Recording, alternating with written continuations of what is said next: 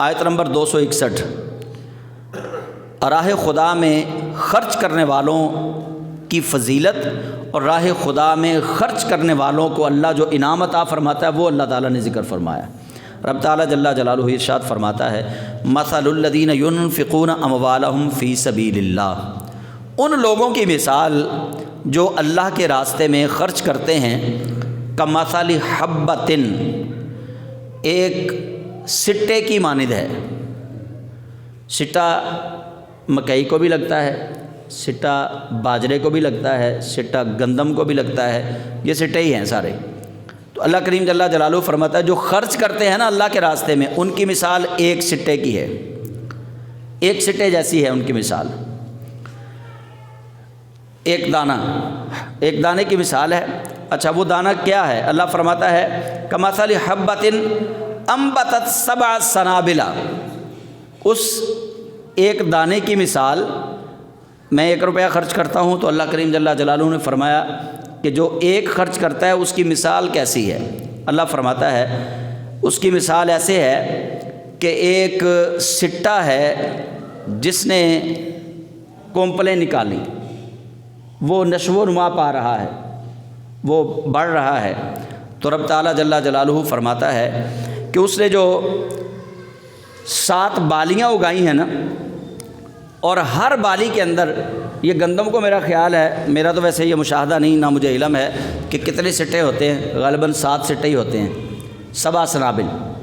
تو اللہ کریم جل جلالہ فرماتا ہے کہ اس کو وہ بالیاں جو ہیں وہ ہر بالی کے اندر فی کل سنبلۃ 100 حبہ، کسان ایک دانہ زمین کے اندر بوتا ہے، ایک دانے سے ایک پودا اگتا ہے، ایک پودے کو 7 سٹے لگتے ہیں، اور ہر سٹے کے اندر اللہ رب ذوالجلال 100 دانہ رکھتا ہے۔ فی کل سنبلۃ 100 حبہ، اللہ فرماتا ہے کہ تو نے ایک دانہ ڈالا تھا، میں نے ایک دانے سے ایک پودا بھی اگایا، اس کو 7 سٹے بھی لگائے، اور ہر سٹے کے اندر پھر 100 دانہ رکھا۔ یہ کس کی مثال ہے؟ اللہ فرماتا ہے جو میری راہ میں خرچ کرتا ہے، وہ خرچ تو ایک کرتا ہے لیکن اس ایک کے بدلے میں اس کو 100 عطا فرماتا ہوں۔ یہ ایک مثال ہے بس۔ اگلا جملہ جو ہے وہ سننے والا ہے۔ اللہ فرماتا ہے واللہ یضاعف لمن یشاء، اللہ اس سے دگنا بھی عطا فرماتا ہے جس کو چاہتا ہے، اس سے دگنا۔ اب ایک دانہ پھینکا ہے زمین میں، ایک پودا ہوگا، ایک پودے کو 7 سٹے نکلے، گویا ایک کے بدلے میں 7 مل گئے، پھر ہر ایک کے اندر 100 دانہ ہے، تو 7 سٹے تھے، کتنے دانے بن گئے؟ 700۔ گویا اللہ کریم 3 مثالیں یہاں پہ دے رہا ہے۔ رب فرماتا ہے کہ اے بندے، ایک تو جب تم میرے راستے میں ایک خرچ کرے گا میں اس کے بدلے میں تمہیں 7 عطا کروں گا۔ پھر فرمایا ایک وہ بندہ ہے جو میرے راستے میں ایک خرچ کرے گا میں اس کو 700 عطا کروں گا۔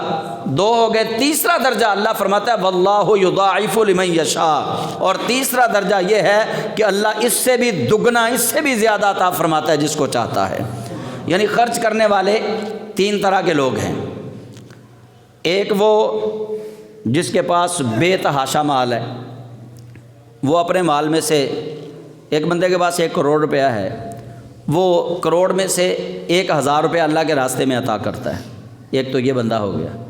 اچھا، ایک بندے کے پاس 1 لاکھ روپیہ ہے، وہ 1 لاکھ میں سے 1000 روپیہ اللہ کے راستے میں خرچ کرتا ہے، اور ایک بندے کے پاس ہے ہی 1000، وہ 1000 کا 1000 ہی اللہ کے راستے میں خرچ کرتا ہے۔ یہ 3 طرح کی مثالیں ہیں۔ تو رب تعالیٰ جل جلالہ نے جو کروڑ والا اپنے کروڑ میں سے 1 لاکھ خرچ کرے گا اس کو ملیں گے 1 کے بدلے میں 10، اور جو لاکھ والا اپنے لاکھ میں سے 1000 خرچ کرے گا اس کو ملے گا اس کے بدلے میں 700، اور جو جس کے پاس تھا ہی 1000 وہ سارے کا سارا اللہ کے راستے میں خرچ کرے گا۔ اللہ فرماتا ہے واللہ یضاعف لمن یشاء، پھر اللہ کریم اس کو دگنا چوگنا عطا فرمائے گا۔ اچھا، اللہ کریم 1 کے بدلے 700، 1 کے بدلے 10، 1 کے بدلے دگنا چوگنا، 700 سے بھی زیادہ درجہ ہے نا۔ اچھا، اللہ کا دگنا چوگنا، اس کو سمجھ کوئی انسان نہیں سکتا کہ اللہ کا دگنا چوگنا کتنا ہے۔ یہ دنیا کتنی بڑی، 7 بر اعظم ہے نا دنیا کے، اتنی بڑی دنیا، ہم تو پاکستان پورا نہیں پھر سکتے پوری زندگی میں، ہاں جی، اتنی بڑی دنیا، اور اتنی بڑی دنیا کو اللہ کریم جل جلالہ قرآن پاک میں پتہ کیا فرماتا ہے؟ اللہ فرماتا ہے قل متاع الدنیا قلیل، یعنی ساری دنیا کا مال و متاع اللہ فرماتا ہے قلیل۔ تو جب اللہ کا قلیل اتنا بڑا ہے تو اللہ کا کثیر کتنا بڑا ہوگا؟ یہ اللہ کا قلیل ہے، ابھی اتنی بڑی دنیا رب فرماتا ہے قلیل، اللہ کا قلیل یہ ہے تو اللہ کا کثیر کتنا ہوگا؟ پھر اللہ کا دگنا کتنا ہوگا؟ اللہ کی طرف سے چوگنا کتنا ہوگا؟ اللہ کا قلیل اتنا بڑا ہے تو رب تعالیٰ جل جلالہ کے کثیر کا اندازہ خود ہی لگا لیں، اور اللہ جل مجدہ الکریم کا پھر دگنا اور چوگنا اس کا اندازہ آپ خود ہی لگا لیں۔ اصل بات یہ ہے کہ رب ذوالجلال نے، اب آپ توجہ کیجئے گا، پچھلی آیت میں آیت نمبر 259 میں اللہ تعالیٰ نے علم المشاہدہ کی دولت حضرت ابراہیم علیہ السلام کو عطا کی۔ پہلے ان کو یقین تو تھا کہ اللہ ہی زندہ کرتا ہے، اللہ ہی مارتا ہے، جس طرح ہمیں یقین ہے کہ اللہ ہی ہمیں روزی دیتا ہے، اللہ ہی کا ہے سارا کچھ، لیکن اس کے باوجود میری کار باہر کھڑی ہے تو چھوٹی سی، لیکن آپ میں سے اگر کوئی سوال کر لے کہ اللہ کے نام پہ دے دیں، میرے اندر حوصلہ پیدا نہیں ہونا، حالانکہ یہ مجھے یقین ہے کہ اللہ ہی دیتا ہے، اور میری جیب میں کچھ 4000 روپیہ ہوگا، کوئی اٹھ کے کہے جی جتنے پیسے جیب میں اللہ کے نام پہ دے دو، حوصلہ نہیں ہونا، میں نے سوچنا شروع کر دینا یار واپس جانا، تیل مک گیا تو کتوں پواواں گا۔ یہ خبر تو پہنچی ہے میرے تک کہ اللہ دیتا ہے، لیکن ابھی میرا یقین راسخ نہیں ہے، یقین میرا راسخ نہیں ہے۔ ابراہیم علیہ السلام کو یقین اللہ نے علم تو دیا کہ اللہ ہی مارتا، اللہ ہی زندہ کرتا ہے، تو رب ذوالجلال نے پھر ان کو ان کی آنکھوں سے جب دکھا دیا تو حضرت ابراہیم علیہ السلام کو اطمینان قلب بھی مل گیا۔ اللہ کریم نے خرچ کرنے کی مثال دے کے رب ذوالجلال انسان کو بھی بتا رہا ہے کہ جب تیرا یقین پختہ ہو جائے گا نا، حضرت ابوبکر صدیق کی طرح کا، کہ گھر کے اندر جو کچھ ہے سارا اٹھا کے مصطفیٰ کے قدموں میں رکھ دینا ہے، فرمایا پھر عرشوں کا رحمان بھی تجھ سے راضی بھی ہوگا، تجھے سلام بھی بھیجے گا، پھر تیرا مرتبہ بڑا اونچا ہوگا۔ حضرت عثمان غنی رضی اللہ تعالیٰ عنہ، حضرت عبد الرحمن ابن عوف کی شان کے اندر یہ آیت نازل ہوئی ہے کہ غزوہ تبوک میں حضرت عثمان غنی رضی اللہ تعالیٰ، رسول اللہ علیہ السلام نے فرمایا کوئی ہے جو گھوڑے دے، جو اونٹ دے، تو حضرت عثمان غنی رضی اللہ تعالیٰ عنہ آپ تشریف لائے، آپ نے 1000 اونٹ بھی دیا، ساتھ میں پورے کا پورا ساز و سامان بھی دیا، 1000 سواری اور 7 سواریوں کا سامان بھی۔ حضرت عبد الرحمن ابن عوف آئے، ان کے پاس ٹوٹل 8000 درہم تھے، انہوں نے 4000 درہم بارگاہ مصطفیٰ میں پیش کر دیے۔ جب انہوں نے اپنا یہ مال اللہ کے رسول کی بارگاہ میں پیش کیا، اللہ کریم جل جلالہ نے یہ آیت نازل فرمائی، مثل الذین ينفقون اموالهم فی سبیل اللہ کمثل حبۃ انبتت 7 سنابل فی کل سنبلۃ 100 حبہ۔ فرمایا کچھ لوگوں کی مثال، کچھ خرچ کرنے والوں کی مثال ایسے ہے کہ وہ ایک دانہ زمین کے اندر بوتے ہیں، اور وہ دانہ، ایک دانہ جو ہے پھر وہ 7 بالیوں کو اگاتا ہے، اور پھر 7 بالیاں جو ہیں ہر بالی کو اللہ کریم 100 دانہ عطا فرماتا ہے، یعنی انہیں پھر درجے اللہ عطا فرمائے گا نا۔ دیا انہوں نے تھوڑا ہے، لیکن اللہ کریم فرماتا ہے ہم ان کا تھوڑا جو ہے اس کو کثرت میں تبدیل کریں گے۔ تو اللہ کریم نے دونوں آیتوں کے اندر تطبیق یہ ہے کہ جس طرح ابراہیم علیہ السلام کو یقین نہیں تھا نا، یقین تو تھا لیکن اطمینان قلب نہیں تھا، علم الیقین تھا، عین الیقین نہیں تھا، اللہ نے ان کو کروا دیا۔ تو یہاں بھی حضرت عثمان غنی رضی اللہ تعالیٰ عنہ، انہوں نے بھی بغیر سوچے سمجھے، حضرت عبد الرحمن ابن عوف نے بھی بغیر سوچے سمجھے جب بارگاہ مصطفیٰ میں اپنا مال پیش کر دیا نا، تو اللہ کریم نے فرمایا کہ واللہ یضاعف لمن یشاء، اللہ تمہارا رکھے گا نہیں، اللہ تمہیں دگنا چوگنا کر کے عطا فرما دے گا۔ واللہ واسع، اور اللہ وسعتوں والا ہے، علیم، اور اللہ خوب جاننے والا ہے۔ اگلی آیت، الذین ينفقون اموالهم فی سبیل اللہ ثم لا يتبعون ما انفقوا منا۔ اللہ کریم فرماتا ہے اور وہ لوگ جو اپنا مال اللہ کے راستے میں خرچ کرتے ہیں، ثم لا يتبعون، مال خرچ کرنے کے بعد مال خرچ کرنے کے بعد ما انفقوا منا، نہ تو وہ احسان جتلاتے ہیں، ولا اذا، اور نہ وہ جس کو مال دیا اس کو کوئی تکلیف دیتے ہیں، لہم اجرہم عند ربہم، ان کے لیے ان کے رب کے پاس سے بہت بڑا اجر ہے۔ اجر کیا ہے؟ ولا خوف علیہم ولا ہم یحزنون، انہیں نہ کوئی خوف ہوگا نہ وہ کبھی غمگین ہوں گے۔ وہ خرچ کرنے والا کہ جو خرچ کرے اللہ کے راستے میں، کسی رشتہ دار کی مدد کرے، کسی غریب کو دے، لیکن نہ تو وہ احسان جتائے اور نہ وہ اس کو تکلیف دے۔ احسان جتانا کیا ہے؟ تیرے پلے کی سی، تینوں تے کھڑا کرنے والے اسی ہیں، تیرے گھر تے روٹی بھی نہیں سی پک دی، تو تے جناب چھابا لوگاں دے گھراں چ رکھدا سی۔ مطلب ایسی باتیں کرنا کسی ایسے شخص کو جس کو آپ نے کھڑا کیا ہے، جس کو آپ نے سہارا دیا ہے، اور پھر سہارا دینے کے بعد آپ اس کو تکلیف دے رہے ہیں، تو اللہ کریم جل جلالہ فرماتا ہے جو تکلیف نہیں نہ دیتے، ایسی باتیں نہیں سناتے ان کو، رب فرماتا ہے لہم اجرہم عند ربہم، ان کے لیے ان کے رب کے پاس سے بہت بڑا اجر ہے۔ اجر کیا ہے؟ رب فرماتا ہے ولا خوف علیہم ولا ہم یحزنون، نہ انہیں کوئی خوف ہوگا اور نہ وہ کبھی غمگین ہوں گے، آزاد ہو جائیں گے دنیا کے خوف سے، آخرت کے غم سے۔ دونوں طرح کا خوف ان سے جاتا رہے گا۔ دنیا میں ان کو کس چیز کا خوف نہیں ہوگا؟ اپنے مال کے چھن جانے کا، یہ خوف ان کا جاتا رہے گا، مال کے کم ہونے کا یہ خوف ان سے جاتا رہے گا۔ آخرت کا خوف یہ جاتا رہے گا کہ وہ اللہ کریم جل جلالہ کی طرف سے جب ان کو اجر ہی دے دیا گیا، اجر سے مراد یہاں جنت ہے کہ اللہ کریم نے ان سے جنت کا وعدہ فرما لیا ہے، اور نیت خالص ہونی چاہیے، یہ نہیں کہ آپ دکھاوے کے ساتھ دیں کہ لوگ واہ واہ کہیں۔ ایسا سخی جو ہے نا، جو صدقہ اس لیے کرتا ہے کہ لوگ بلے بلے کریں، نبی پاک علیہ السلام فرماتے ہیں قیامت کے دن ایک رائی کے دانے کے برابر بھی اللہ اس کو اس کا اجر عطا نہیں فرمائے گا۔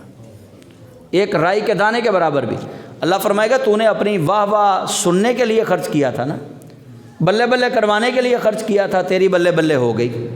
لوگ تجھے کہتے نہیں تھے کہ یار یہ بندہ بڑا سخی ہے، لوگوں نے تجھے کہا ہے کہ یہ بندہ تو بڑی سخاوت کرنے والا ہے، لوگوں نے تو کہہ دیا یہ بندہ بہت مال خرچ کرتا ہے جی اللہ کے راستے میں۔ فرمایا تیرے دل میں یہی خواہش تھی نا کہ لوگ تجھے حاجی کہیں، لوگوں نے تجھے حاجی کہہ دیا، تو نے جو مال حج کے لیے خرچ کیا تھا اس کا اجر تمہیں دنیا میں دے دیا گیا، اب آخرت میں کوئی حصہ نہیں ہے۔ تو ایسے اشخاص کا جنہوں نے اخلاص کی، میں نے پہلے بھی کئی دفعہ آپ کو یہ بات سنائی ہے کہ اخلاص کے بارے میں بزرگ فرماتے ہیں اخلاص یہ ہے کہ بندے اور اللہ کے سوا ان دو فرشتوں کو بھی اس نیکی کا پتہ نہیں ہونا چاہیے۔ یہ اخلاص ہے کہ اتنا خالص ہو کہ اللہ کے لیے آپ نیکی کریں کہ بس اللہ کی رضا اس کے اندر شامل ہو، اللہ کی رضا کے علاوہ کچھ اس میں مطلوب نہ ہو۔ تو پھر اللہ کریم جل جلالہ ارشاد فرماتا ہے کہ لہم اجرہم عند ربہم، ایسے خرچ کرنے والوں کے لیے ان کے رب کے پاس بہت بڑا اجر ہے۔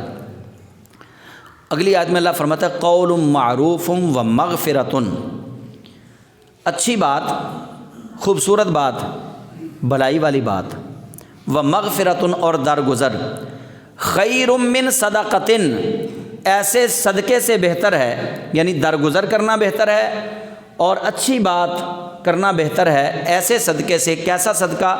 یتبعھا اذی، جو صدقہ دے کے کسی کو بعد میں تکلیف پہنچانی ہے۔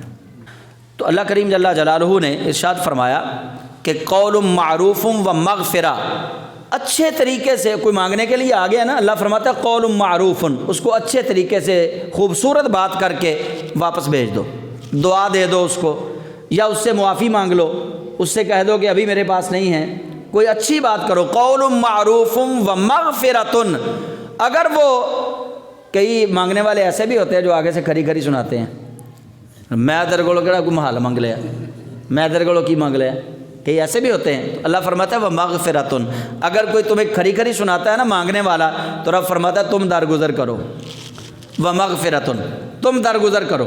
قول معروف ومغفرۃ، اب فرماتا ہے اچھی بات کہہ کے اس کو بھیج دو، ومغفرۃ، نمبر 2 اگر وہ کوئی سخت بات بھی کہتا ہے مانگنے والا تو رب فرماتا ہے اس سے درگزر کرو۔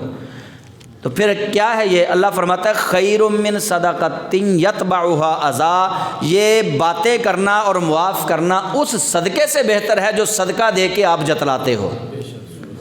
اس صدقے سے یہ بہتر ہے کہ آپ بڑے اچھے طریقے سے اس کو جواب دے دیں، لیکن وہ نیکی نہ کریں کہ نیکی کرنے کے بعد آپ جناب اس کو پھر باتیں اتنی سنا دیں کہ وہ بندہ آپ سے متنفر ہو جائے، آپ سے وہ دل ہی دل میں نفرت کرنا شروع کر دے۔ اللہ فرماتا ہے اس نیکی سے بہتر یہ ہے کہ اچھی طرح بات کر کے اس کو دور کر دو۔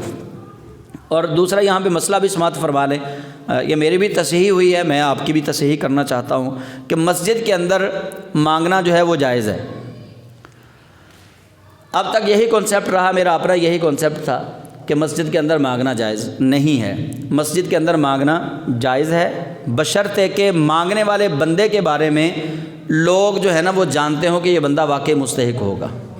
اگر اس کی ریپو خراب ہے، لوگ سمجھتے ہیں کہ یہ بندہ جو ہے نا یہ مانگنے والا یہ ایسے ہی کرتا ہے، یہ مانگ کے لے جاتا ہے اور یہ جناب غلط کاموں میں صرف کرتا ہے، یہ بندہ ٹھیک نہیں، یہ کاروباری بندہ ہے، ایسے بندے کا مانگنا جائز نہیں۔ ضرورت مند حاجت مند مسلمان کا مسجد کے اندر سوال کرنا جائز ہے۔ جو ممانعت ہے فقہا نے لکھی ہوئی، وہ ممانعت اس وجہ سے ہے کہ نمازیوں کی گردنیں پھلانگ کے وہ آگے نہ آئے، اس کا بہت سخت گناہ ہے۔ اس لیے ممانعت ہے کہ نمازیوں کی گردنیں پھلانگ کے آگے نہ آئے مانگنے کے لیے۔ اگر آگے بیٹھا ہے تو کھڑا ہو کے مسجد کے اندر سوال بھی کر سکتا ہے اور آپ مسجد کے اندر اس کو عطا بھی کر سکتے ہیں۔ اس پہ دلیل کیا لے کے آئے علامہ عبدالستار علامہ غلام رسول سعیدی رحمۃ اللہ تعالیٰ علیہ تفسیر تبیان القرآن میں آپ فرماتے ہیں اس پر دلیل یہ ہے کہ مسجد میں مانگنا بھی جائز ہے، مسجد میں دینا بھی جائز ہے۔ آپ فرماتے ہیں مولا علی کرم اللہ تعالیٰ وجہہ الکریم نے عین نماز کی حالت میں اپنی انگوٹھی صدقہ کی تھی۔ آپ فرماتے ہیں یہ اس پہ دلیل ہے۔ تو دلیل کے لیے یہ ضروری نہیں ہے کہ کوئی ایسی حدیث ہی پیش کی جاتی کہ جس میں نمازی صفے بنا کے بیٹھے ہوں اور ایک بندہ کھڑا ہو کے بالکل اسی طرح پنجابی کے اندر سوال کرے جیسے ہمارے ہاں کرتے ہیں۔ دلیل کے لیے کوئی ایک بس اشارہ ہی ضروری ہوتا ہے۔ تو ایسے اشخاص کا مسجد کے اندر مانگنا ناجائز ہے، ممنوع ہے، جن کے بارے میں لوگوں کو پتہ ہو کاروباری لوگ ہیں، اور اس شخص کا مانگنا جائز ہے جو شخص واقعی حاجت مند ہو اور لوگوں کو پتہ ہو کہ یہ بندہ حاجت مند ہے۔ یا ایسے شخص کا مانگنا ممنوع ہے جو لوگوں کی گردنیں پھلانگ کے آگے آئے۔ تو اللہ تعالیٰ فرماتا ہے اچھی بات کرنا بہتر ہے، درگزر کرنا بہتر ہے اس صدقے سے جو صدقہ دے کے تکلیف دی جائے۔ واللہ غنی حلیم، اور اللہ بے نیاز ہے اور بڑا ہی بردبار ہے۔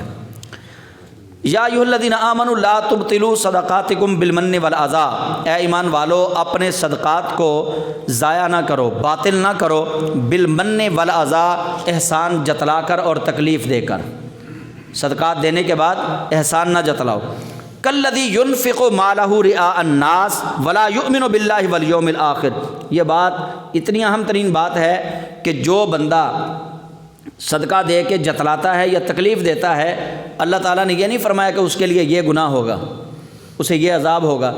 اللہ نے اس سے اگلے جو جملے ہیں رب تعالیٰ نے منافق کی مثال دی ہے، فرمایا یہ منافقوں کا عمل ہے۔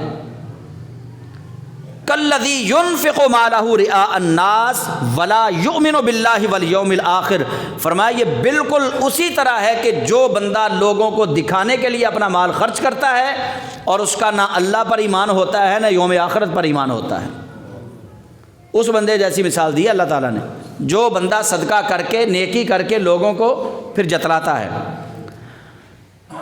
اور اس کی مثال کیسے ہے منافق کی؟ اللہ فرماتا ہے اس منافق خرچ کرنے والے کی مثال ایسے فَمَثَلُهُ كَمَثَلِ صَفْوَانٍ، ایک ٹیلے کی طرح ہے، اونچے پتھر کی طرح ہے۔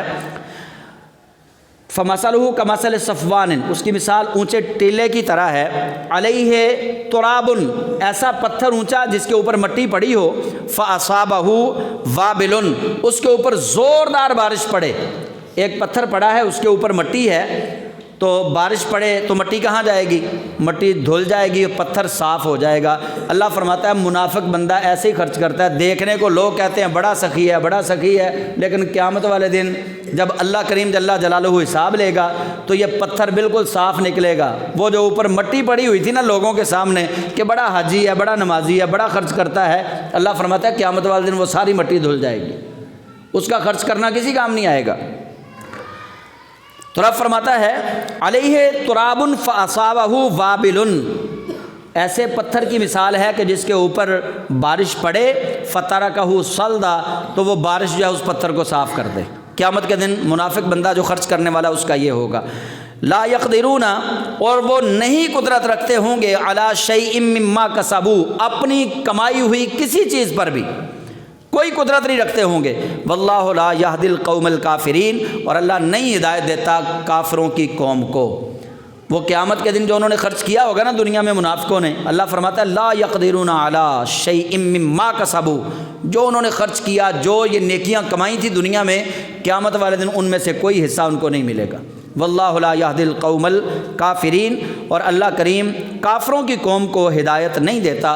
وَمَثَلُ الَّذِينَ يُنْفِقُونَ أَمْوَالَهُمُ ابْتِغَاءَ مَرْضَاتِ اللَّهِ، اور ان لوگوں کی مثال جو اللہ کے راستے میں خرچ کرتے ہیں اللہ کی رضا حاصل کرنے کے لیے، وَتَثْبِيتًا مِّنْ أَنفُسِهِمْ، اور اپنے دلوں کو ثابت کرنے کے لیے، اپنے دلوں کو ثابت قدم رکھنے کے لیے، مضبوط کرنے کے لیے، کمثل جنت بربوۃ اصابها، ان کی مثال اس ریتلی زمین پر اگے ہوئے باغ کی طرح ہے، فاصابها وابل، کہ جب ریتلی زمین پر زوردار بارش برستی ہے، فآتت اکلها ضعفین، تو وہ ریتلی زمین کی فصل جو ہے وہ خوشے نکالتی ہے، اس کے اندر فصل دگنا ہوتی ہے، زیادہ فصل اس کے اندر ہوتی ہے۔ فَإِن لَّمْ يُصِبْهَا وَابِلٌ، اور ایسی ریتلی زمین جس کو ہم زرخیز زمین کہتے ہیں، اللہ فرماتا ہے اگر اس کو بارش زوردار نہ بھی ملے نا، وابل فطل، اس کے لیے اوس ہی کافی ہے، شبنم ہی اس کے لیے کافی ہے، کہ شبنم کا پانی بھی اگر زرخیز زمین کو ملے تو زرخیز زمین جو ہے وہ سبزہ اگاتی ہے۔ یہ زرخیز زمین کے اللہ فرماتا ہے کہ جو مومن اخلاص کے لیے، اللہ کی رضا کے لیے خرچ کرتا ہے، اگر لوگ اس کو واہ واہ نہ بھی کریں گے، اگر دنیا میں اس کا چرچا نہ بھی ہوگا، اللہ کریم جل جلالہ کو وہ بندہ اگر پسند آ گیا نا تو اس کے بارے نیارے ہو جائیں گے۔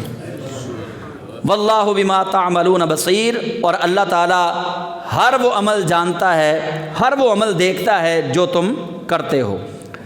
بس آخری آج سن لے پھر یہ رکوع ختم ہوگا، اس لیے میں آیا ود احدکم ان تکون له جنۃ من نخیل واعناب تجری من تحتها الانہار، یہ اس شخص کی مثال اللہ کریم دوبارہ بیان فرما رہا ہے۔ اللہ تعالیٰ فرماتا ہے کیا تم چاہتے ہو کہ کوئی شخص ہو اور اس کے لیے ہو ایک باغ، اے بیٹے آواز بند کریں، کوئی شخص ہو اس کے لیے باغ ہو، من نخیل و اعناب، اور باغ ہو کھجوروں کا اور انگوروں کا، تجری من تحتها الانہار، اس باغ کے نیچے نہریں بھی جاری ہوں، لہو فیہا من کل الثمرات، اور اس باغ کے اندر ہر قسم کا پھل موجود ہو، وَأَصَابَهُ الْكِبَرُ، اور وہ باغ کا مالک بوڑھا ہو جائے، وَلَهُ ذُرِّيَّةٌ ضُعَفَاء، اور اس کے لیے اس کے بچے بھی ہوں، غریب بچے، اس کے ضعیف چھوٹے بچے، اس کے لیے بچے بھی ہوں، فَأَصَابَهَا إِعْصَارٌ فِيهِ نَارٌ فَاحْتَرَقَتْ، فَأَصَابَهَا إِعْصَارٌ، اور ایک آگ کا بھگولا آ جائے، ایک آگ کا بگولا آ جائے اس باغ کو پہنچے، فَأَصَابَهَا إِعْصَارٌ، اعصار کہتے ہیں آگ کے بگولے کو، ایسا یہ جس کو ہم وابرولا کہتے ہیں یہ بگولا ہے، تو اللہ فرماتا ہے فَأَصَابَهَا إِعْصَارٌ، اور اس کو باغ کو بگولا آ جائے، فِيهِ نَارٌ، اس بگولے کے اندر ہو آگ، فَاحْتَرَقَتْ، اور وہ آگ سارے باغ کو جلا دے، کھجوروں کا انگوروں کا باغ ہو، ہر قسم کے پھل ہوں اس باغ کے اندر، نہریں بہہ رہی ہوں، تو اللہ تعالیٰ فرماتا ہے یہ اس منافق کی مثال ہے کہ جو ساری زندگی خرچ کرتا رہا، ساری زندگی خرچ کرتا رہا، لیکن جب وہ بوڑھا ہوا، باغ تھا اس کی کمائی، اب جب وہ بوڑھا ہوا، بچے اس کے چھوٹے تھے، اب بڑھاپے میں اس کو سہارا چاہیے تھا، اللہ کریم فرماتا ہے جو اس نے منافق نے جو خرچ کیا ہے نا، قیامت کے دن اس کو چاہیے ہوگا، لیکن قیامت کے دن اس کو کچھ نہیں ملے گا، کیونکہ وہ جو آگ آئی ہے نا، اس آگ نے اس کا سارا کچھ ہی ختم کر دیا۔ وہ آگ کیا ہے؟ رعاء الناس، ریاکاری، جو لوگوں کو دکھانے کے لیے اس نے خرچ کیا تھا، اس آگ نے اس کا سارے کا سارا ستیہ ناش کر دیا، اس کا سارا باغ ہی ختم کر دیا۔ کذالک یبین اللہ لکم الآیات لعلکم تتفکرون، اور اسی طرح اللہ تعالیٰ تمہارے لیے کھول کھول کے بیان فرماتا ہے تاکہ تم فکر کرو، تاکہ تم دھیان رکھو۔ تو ان آیات میں اللہ کریم جل مجدہ الکریم نے صدقات و خیرات کرنے کی ترغیب بھی دی ہے، ان کا انعام بھی بتایا ہے، اور صدقہ کرنے کے بعد، نیکی کرنے کے بعد اس کو جتلانے سے منع بھی کیا ہے، تکلیف دینے سے منع بھی کیا ہے۔ اللہ کریم جل جلالہ ہم سب کو ایسی نیکیاں کرنے کی توفیق عطا فرمائے جن نیکیوں میں صرف اللہ اور اس کے رسول صلی اللہ علیہ وسلم کی رضا اور خوشنودی مطلوب ہو۔ اللہ تعالی ہم سب کو قرآن کریم سمجھنے کی توفیق عطا فرمائے۔ آمین۔ وآخر دعوانا ان الحمد للہ رب العالمین۔